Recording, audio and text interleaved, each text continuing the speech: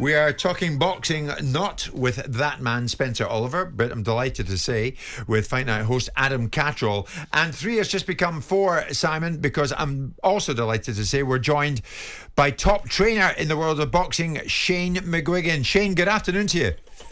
Good afternoon, guys. How you getting on? Good, mate. Shane, I've always wanted to ask you this. With a dad like yours, with Barry, there was never any other route for you than to go into the world of boxing, I take it. Or was there?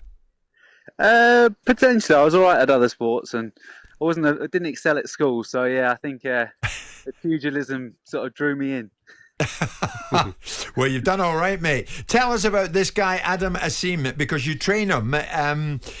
Your prodigy is going to headline Boxer's first ever Super Sunday event in Ali Palion, and I think it's November the 27th. Is right? That's right. That's the one, Azim is going places, isn't he? Oh, he's a special talent. Yeah, I mean, I've worked with a lot of great fighters over the years, and I really truly believe this kid's got the most amount of talent. You know, there's a few answers that's going to have to be. There's a few questions going to be answered. Over the next sort of year or two, when it comes to toughness and stuff like that. But in terms of raw talent, punching power, flashiness, coordination, everything, he's right up there. He's a special talent. You like this guy, Simon? I'll get to Adam in a second. But you like him. We saw him fight on the Khan Brook undercard. And he was very impressive then. He's been very impressive in all the fights he's put on. You know, he's just moved up from 8 rounds to 10 rounds, right, Shane? Yeah, he's done 2 scheduled 10s, yeah.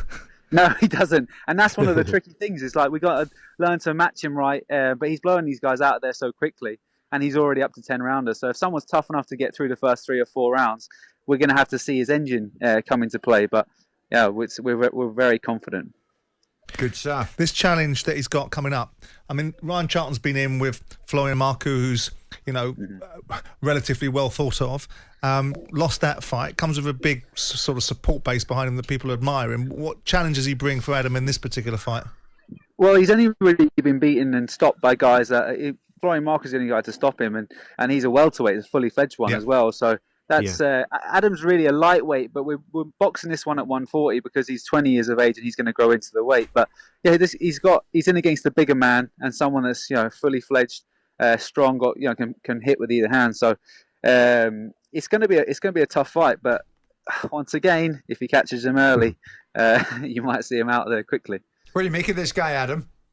He's as Shane just said there, he's a sensational talent. Anybody that has got that type of hand speed and that type of knockout power is always going to capture the imagination of the public, and Adam Azim most certainly has done that. Shane, how hard do you think it's going to be to match him? Because nobody's going to want to get in there for pennies, and nobody's going to want to stick their hand up to get in there. Over the next year to 18 months, it's going to be big for him to get the right matchmaking, isn't it? How hard is that going to be, do you think? I don't know, Adam. I think like potentially it might be one or two things. I mean, they could be happy to lose, you know, and say, "Oh, I've been in there with a guy like, for instance, like Amir Khan. You had quite a few British fighters that were happy to jump in there, knowing that he was the sort of superstar. And we might find that, seeing as Adam's going to be a face of Sky Sports, you know, we might get a lot of guys willing to test themselves, knowing, you know, if they come up short, then there's no real sort of great feat that, you know, you didn't achieve it because he's such a superstar. But I think at the same time, world level, no one's going to jump in with him like Ivan Barancek or a former world champion. They're not going to want to jump in with a guy that's had 8 fights or 7 fights or whatever, because they could potentially completely discredit their reputation. Adam, I've always wanted to ask Shane, when you see young talent coming along to your gym, do you know there and then, Shane, who's going to go places and who isn't?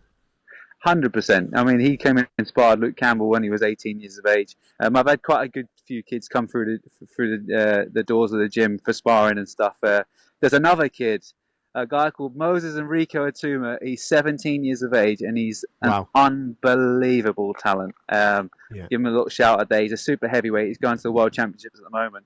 And I think he's frightening. He is frightening. He's a phenomenal talent. I mean, he's there sparring Daniel Dubois going head on at 17. I brought him in at 15 years of age to spar Lawrence Okoli. He come straight from school. He's an unbelievable talent. So there's just a few kids like that suddenly come through the doors and you think, wow. But you know, then there's so many other questions that come into play, like how disciplined are they when they get a little bit of success, when they get a bit of money, where does their head go? And that always unfolds as they get older. Excellent. You're also training Daniel Dubois, who you mentioned. Where are we at with him? Because obviously this is a guy, Simon and I went, it seems a long time ago, to Joyce Dubois. And the common thought that was Dubois would win it, and he didn't. Where is Daniel now in the scheme of things? I mean, we've had 3 fights together, but we've been working together for nearly 2 years now, so about a year and a half. So I think I've had enough time to really implement some tactics with him and some technique and get him to understand his body, because he's like a raw American muscle car, you know what I mean, with the traction turned off. He lets his power go, and sometimes he doesn't know how to control that. So just getting him to understand, when to push, when to rein it in. But we need a few acid tests. We need a few fights that he's going to have to go 6, 7, 8 rounds and hold his form. What was your takeaway, Shane, when he lost to Joyce? Because everyone was writing, Jeff Power was writing big articles in the Mail about forget Joshua, forget Fury, this guy's coming, and he's coming like a train. And we went to see the fight, and when I watched him come in, he looked as if he was nervous in an empty mansion club. And obviously Joyce, people's perception of Joyce has gone up through the levels now because of his recent form. But what was your takeaway? He's obviously gone on and beat Trevor Bryan, hasn't he, recently? But what was your take? I know I don't want to dwell on losses, but losses can shape the future, can't they? What was your takeaway from his loss to Joyce? You have to reflect on losses as well. You can't just brush them aside. He didn't perform to his best ability. I think he got that. He basically got a fractured orbital, and underneath he had a retina bleed that was basically pushing his eye, so it felt like there was a drip in the back of his eye. So he had that from the first or second round. Did he? And speaking to him, he's never going to go out there and make excuses and try and explain himself. But when you got a 19-stone man walking forward and hitting you at the end of the shot, you just got to question things. And people might say he quit and stuff like that. And I felt like he was doing pretty well in the fight. I felt like the two of them were very cautious and cagey. There was no atmosphere, so they both weren't performing to their best ability. But Daniel was only 23 at the time. He's now 25, so he was a baby. I really don't think he should have been in there, because he looked like a man, and he was, everything would show that he is he's a 17.5 stone man. He looks the part, can punch with either hand. But mentally, you need time. You need time to mature. And I don't think it was the right timing for him. But he's not far off it. I really believe there were rumours, Shane, that Dillian Whyte fancied Daniel Dubois. What would you make of a fight like that?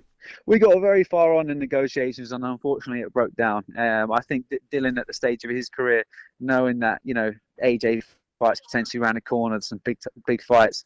A bit like what I said earlier about the Adam Azim. Why would Dillian Whyte risk his reputation and get knocked out in a couple of rounds by Daniel? Obviously, if he feels like he can win it, but there's a massive risk there for him.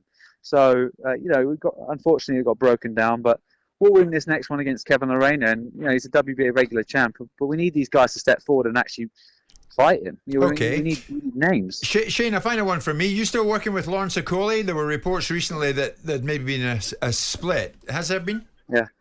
No, look, Lawrence has got some things he's got to sort out when it comes to his boxing.